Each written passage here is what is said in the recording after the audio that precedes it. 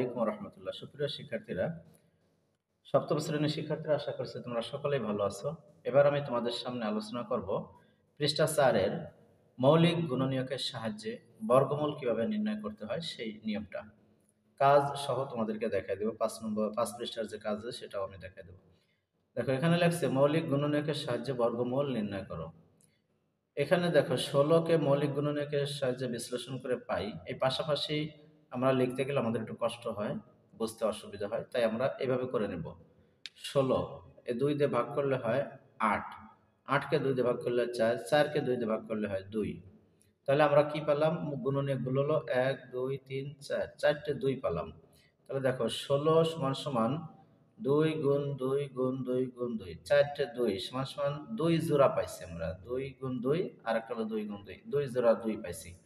প্রতি জোড়া থেকে একটি করে গুণনীয়ক নিয়ে আমরা পাই।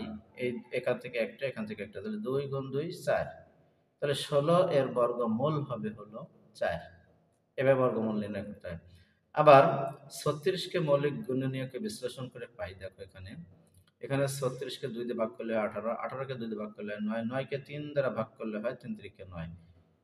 2 দিয়ে তো 9কে ভাগ করলে দশমিক চলে আসে, এই জন্য 3 দিয়ে করলাম আমরা। তাহলে এখানে আমরা 36কে কিভাবে পাই? 2 গুণ 2 3 গুণ 3। তাহলে এই হলো আমাদের 4টে সংখ্যা। তাহলে 2 এ পেলাম 1 জোড়া, 3 পেলাম 1 জোড়া।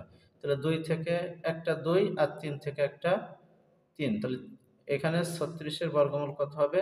3 দুগুণে 6। 36 এর বর্গমূল 6। এভাবে আমরা বর্গমূল নির্ণয় করতে পারবো। লক্ষ্য করি, দেখো কি লিখছে এখানে। মৌলিক গুণনীয়কের সাহায্যে কোনো পূর্ণ বর্গ সংখ্যার বর্গমূল নির্ণয় করার সময় প্রথমে আমাদের কি লক্ষ্য করতে হবে? দেখো, প্রথমে প্রদত্ত সংখ্যাটিকে মৌলিক গুণনীয়কে বিশ্লেষণ করে ফেলতে হবে। এই যে এরকম বিশ্লেষণ করে ফেলতে হবে। প্রতি জোড়া একই গুণনীয়ককে একসাথে পাশাপাশি লিখতে হবে। জোড়ায় জোড়ায় পাশাপাশি, পাশাপাশি জোড়ায় জোড়ায়। প্রতি জোড়া এক জাতীয় গুণনীয়কের পরিবর্তে একটি গুণনীয়ক লিখতে হবে।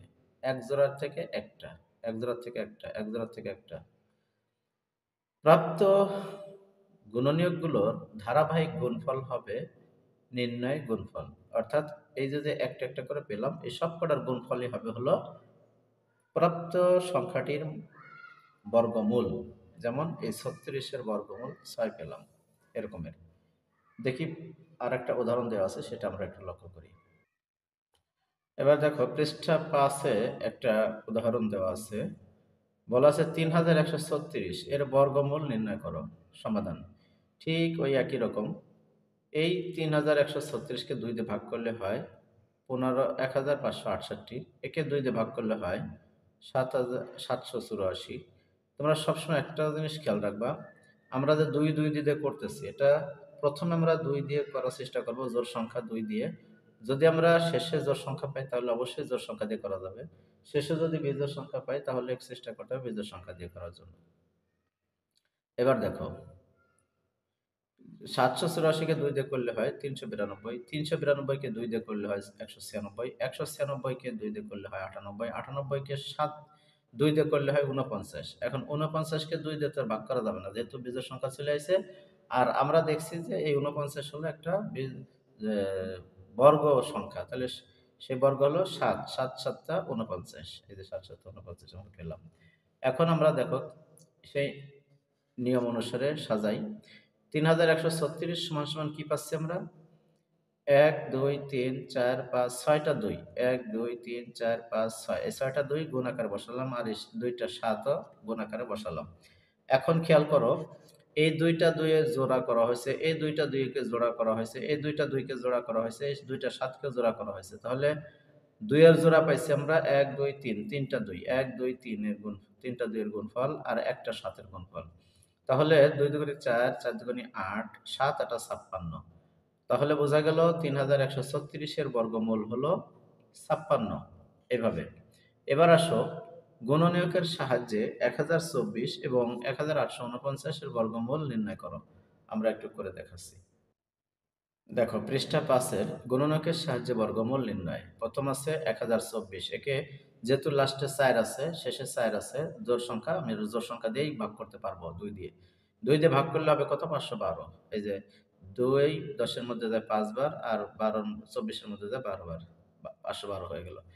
একে যদি আবার 2 দিয়ে করি তাহলে 256, এটাকে যদি আরো 2 দিয়ে করা হয় 128 হয়, আবার 2 দিয়ে ভাগ করলে হয় 68, আবার 2 দিয়ে ভাগ করলে হয় 32, আবার 2 দিয়ে ভাগ করলে হয় 16, আবার 2 দিয়ে ভাগ করলে হয় 8, 8 কে 2 দিয়ে ভাগ করলে হয় 4, 4 কে 2 দিয়ে ভাগ করলে হয়, এই যে সরি আবার দেখাচ্ছি, 32 কে 2 দিয়ে ভাগ করলে 16, 16 কে 2 দিয়ে ভাগ করলে 8, 8 কে 2 দিয়ে ভাগ করলে 4, 4 কে 2 দিয়ে ভাগ করলে হয় 2, 2 দুগুণে 4।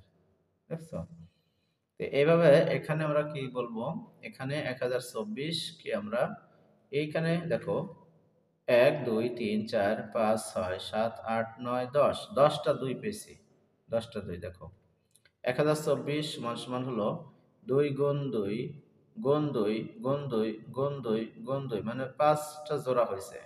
1 2 3 4 5, 5টা জোড়া পাইছে। এখানে প্রত্যেক জোড়া থেকে একটি করে নিয়ে 5টা 2 নিতে পারবো। 1 2 3 4 5, এই 5টা 2 এর গুণফল হলো 32। কিভাবে হলো দেখো, 2 দুগুণে 4, 4 দুগুণে 8, 8 দুগুণে 16, 16 দুগুণে 32, তাহলে 5টা 2 এর গুণফল হলো 32। অতএব এখানে দেখো 1024 এর বর্গমূল, এইভাবে আমরা রুট দিবে, রুটের নিচে 1024 বসাইয়ে 32 লিখে দিব, অতএব উত্তর হলো 32। আশা করছি তোমরা এটা বুঝতে পারছো। এবার এই ভিডিওটা এ পর্যন্তই। যারা এখনো সাবস্ক্রাইব করো না, আশা করবো চ্যানেলটি সাবস্ক্রাইব করে দিবে। আর অন্যান্য বন্ধুদেরকে দেখার জন্য শেয়ার করে দাও, বেল আইকনটি বাজিয়ে দাও। এখন এ পর্যন্ত রাখছি, পরের ভিডিওতে আমি 1.3 এর আলোচনা করবো। আসসালামু আলাইকুম।